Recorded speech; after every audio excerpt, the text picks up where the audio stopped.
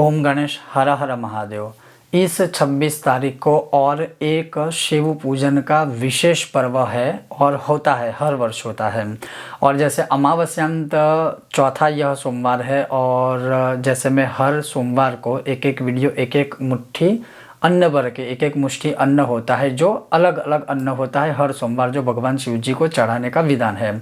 तो वो तो है ही, इस सोमवार जो अन्न चढ़ाना है, लेकिन उसमें भी विशेष रूप से ये कहा है अलग से कि अगर कोई भी मनुष्य इस दिन स्पेशल इस अन्न से भगवान शिव जी का पूजन अर्चन करता है तो उसे शिव कृपा प्राप्त होती है। शिवलोके महीयते शिवलोकम स गच्छते, तो अर्थात शिवलोक की प्राप्ति भी होती है, शिव कृपा भी प्राप्त होती है और दरिद्रता से मुक्ति होती है।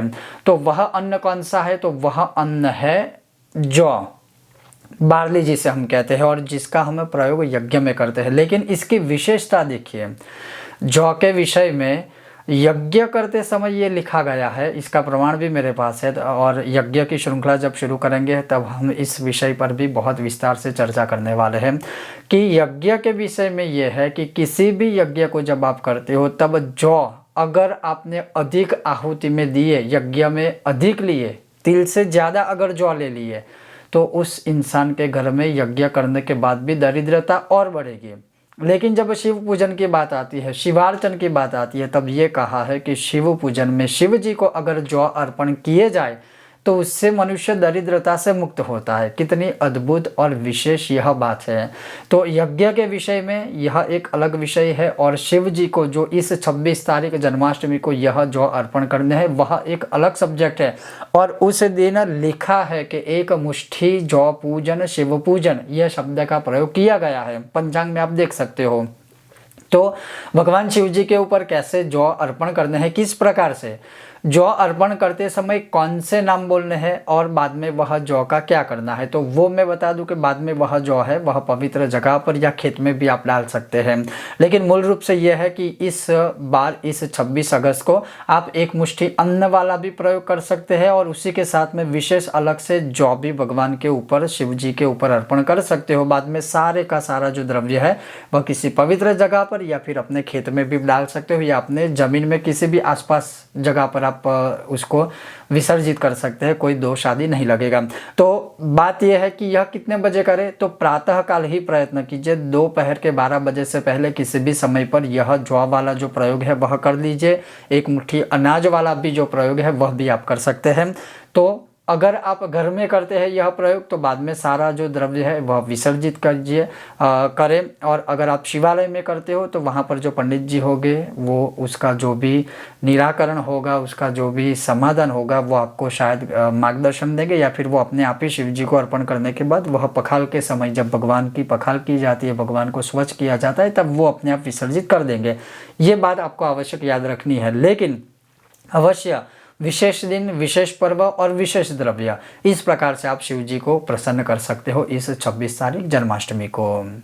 तो जैसे मैंने कहा, मैंने एक कटोरी में यहाँ जौ लिए है और इस दिन भगवान शिव जी के ऊपर जौ से पूजा करना, जौ जो बार्ली कहते हैं, यज्ञ में भी जिसका हम प्रयोग करते हैं उसका प्रयोग करना, और इस दिन विशेष रूप से भगवान शिव की पूजा जौ के माध्यम से अवश्य ही हर एक मनुष्य को करनी चाहिए। ऐसा करने से भगवान शिव कृपा प्राप्त करवाते हैं, अर्थात भगवान शिव की कृपा प्राप्त होती है। और साथ में जो ऐसी दरिद्रता है जिसके विषय में हमें पता भी नहीं है, ज्ञात भी नहीं है, भगवान शिव जी के ऊपर जौ से पूजा करने से वह दरिद्रता से भी मनुष्य मुक्त हो जाता है। लेकिन विशेष रूप से कौन से नाम बोलकर कैसे अर्पण करने हैं, तो देखिए ऐसे आपको मुर्गी मुद्रा में, जैसे हम यज्ञ में आहुति देते हैं, ये दोनों उंगली जो है अनामिका और कनिष्ठिका है, उसको ऐसे खुला करके सीधे हाथों से भगवान शिव जी के ऊपर ऐसे अर्पण करना है। और उस समय पर यही नाम बोलना है, ओम भवाय नमः, ओम महादेवाय नमः, ओम रुद्राय नमः, ओम नीलकंठाय नमः, ओम शशिमौलिने नमः, ओम उग्राय नमः, ओम उमाकांताय नमः, ओम ईशानाय नमः, ओम विश्वेश्वराय नमः, ओम त्र्यंबकाय नमः, ओम त्रिपुरुषाय नमः। ओम त्रिपुरांतकाय नमः। ओम त्रिकाग्निकालाय नमः। ओम कालाग्निरुद्राय नमः। ओम नीलकंठाय नमः। ओम सर्वेश्वराय नमः। बस इन नामों से भगवान शिव जी के ऊपर जौ अर्पण करने हैं और बाद में यह जो सारे जौ है वह किसी पवित्र जगह पर आपको विसर्जित करने हैं। तो जैसे आपने देखा भगवान के ऊपर जौ कैसे अर्पण करने हैं, जौ अर्पण करते समय कौन कौन से नाम बोलने हैं वही मैंने आपको श्रवण करवाया।